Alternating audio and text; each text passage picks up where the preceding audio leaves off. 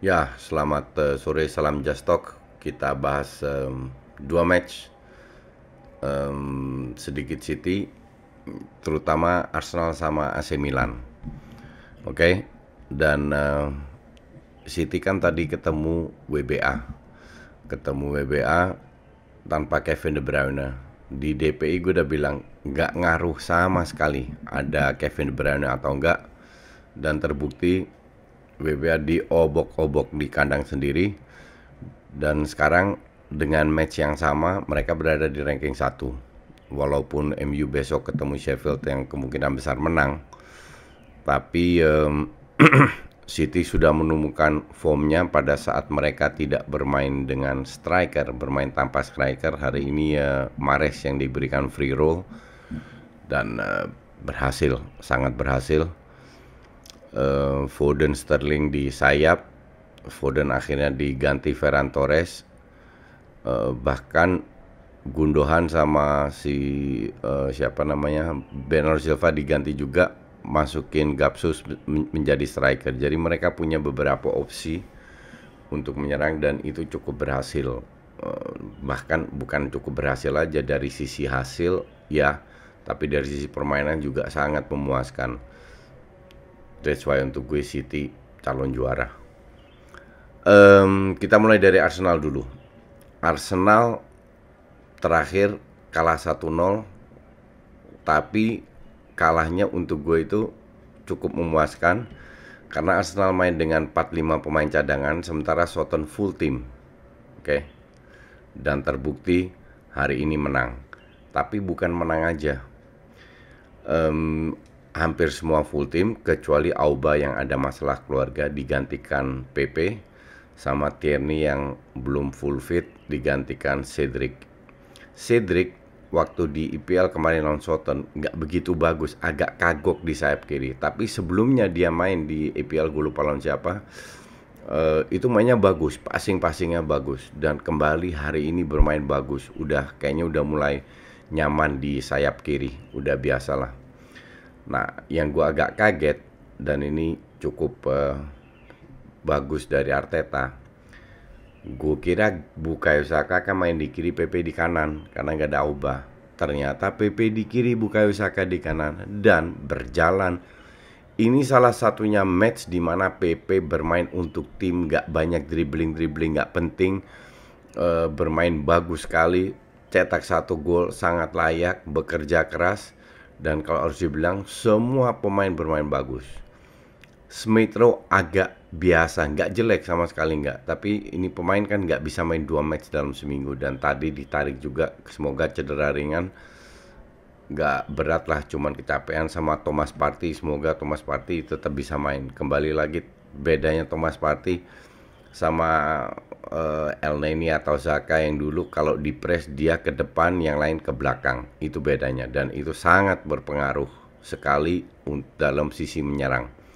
Karena pada saat lu seorang DM kayak Partey, lu di press 2-3 orang, artinya ada ruang kosong di belakang.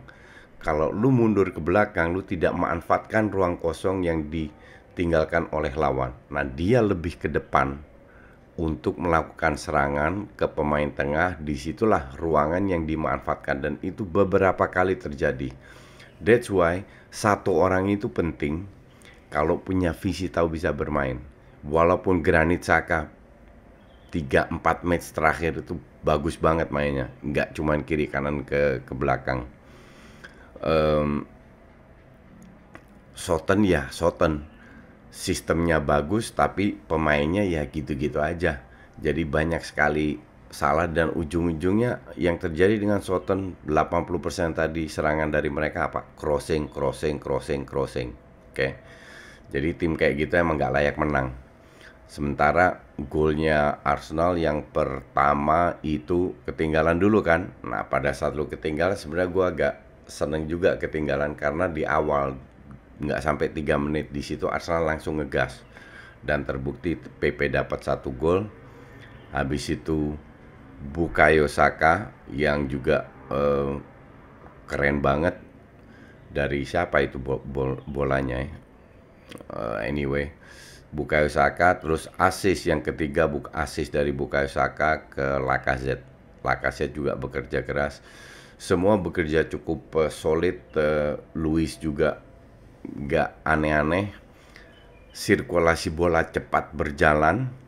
Semua nggak panik kalau di press, nggak asal buang-buang bola, dan sangat layak menang, layak mendapatkan 3 poin. Di IPL ya, 6 kali unbeaten, 6 kali unbeaten, satu kali seri lawan Crystal Palace. Makanya dari itu gue bilang, out dari FA Cup itu bagus banget dah. Udah lupakan FA Cup karena Arsenal tidak punya squad bisa bermain di 2 kompetisi, belum masih di 3 kompetisi bahkan.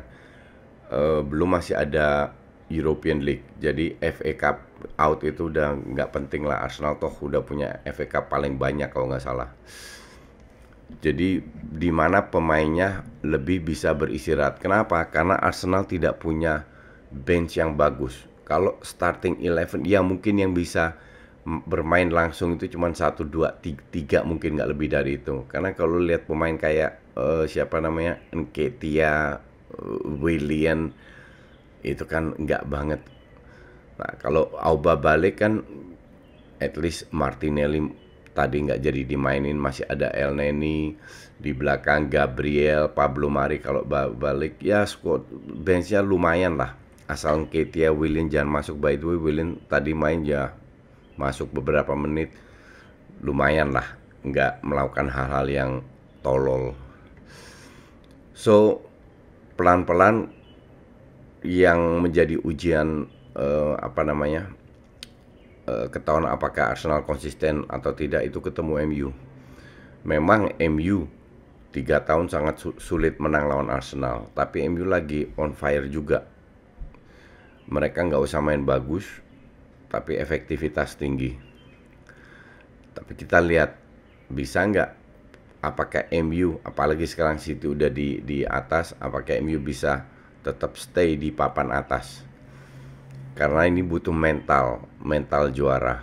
Dan kalau Arsenal menang, ini akan menjadi mood booster untuk Arsenal meningkat lagi ke atas. Karena kalau bermain kayak begini terus, harus menang lawan tim-tim yang dimana mereka harusnya menang. Ntar ketemu Everton sama Wolves kok nggak salah. Itu sangat bisa mendapatkan 3 poin. Kalau mereka dapat 3 poin, 4 besar itu sangat realistis. Dari sisi permainan oke, dari pemain selama nggak banyak yang pemain inti yang nggak cedera sih oke juga. Semua lagi on fire, sangat bisa, kenapa nggak. Tapi yang penting jangan kalah lawan MU dulu. Karena itu untuk mood booster, meningkatkan moral itu penting sekali, apalagi kalau menang. Oke, terus kita ke AC Milan Inter. Kembali lagi yang gue pengen tahu itu ya AC Milan. Sehebat apa AC Milan ini jika ketemu kok bisa mereka di papan atas dan apakah mereka bisa survive. Pada saat kalah lawan Juve, habis itu menang lawan Torino. Oke. Artinya mereka tetap bisa menang. Yang penting kan 3 poin. Nah, kemarin diobok-obok sama Atalanta. Bener-bener diajarin main bola. Alasannya nggak ada Calhanoglu, nggak ada Saelemaker, nggak ada Rebic. Tadi Saelemaker main, Benacer, Calhanoglu nggak main, tetap kehilangan. Sama Inter diobok-obok lagi tadi. Bukan karena Zlatan dapat merah, 11 lawan 11 pun praktis Inter yang menguasai bola, yang berusaha bermain. Hari ini gue bilang Inter bermain cukup bagus, terutama di lini tengah. Pergantian posisi, passing, kreativitas, lebih variatif lah serangannya. Cuman mereka butuh banyak banget peluang untuk bisa cetak gol. Ini yang jadi masalah dengan Inter. Golnya juga 1 penalti, 1 free kick, nggak ada dari open play. Padahal dari menit 60-an sudah bermain dengan sudah nggak ada Zlatan. Ya, udah dengan 10 orang lah. Cuman yang cetak gol itu susah banget loh. Lukaku dapat berapa kali on target, Milan cuma 1, yaitu golnya Zlatan. Inter 10. Total shot Inter 26-an kalau nggak salah, Milan di bawah 10, 5 atau 6 total shots. Dalam arti ya, gue seperti yang gue bilang, Milan ini akan menemukan masanya di mana mereka menurun. Kalau seandainya mereka 2-3 match menurun terus bisa bangkit lagi, nggak ada masalah. Tapi ini kan untuk Copa, oke, Copa out. Kalau gue ngeliat bukan masalah Copa out, moralnya Milan dihantam sekarang. 2 kali beruntun kalah lawan direct competitor, oke. Apakah nanti di Serie A bisa bangkit lagi? Ini udah masalah mental. Survive di atas itu udah masalah mental. Gue nggak tahu kapan Calhanoglu dan Benacer balik, dan apakah karena nggak ada mereka Milan kalah. Kita lihat, cuman Serie A mulai seri, tapi permainannya ya gitu-gitu aja. Oke, thanks for watching.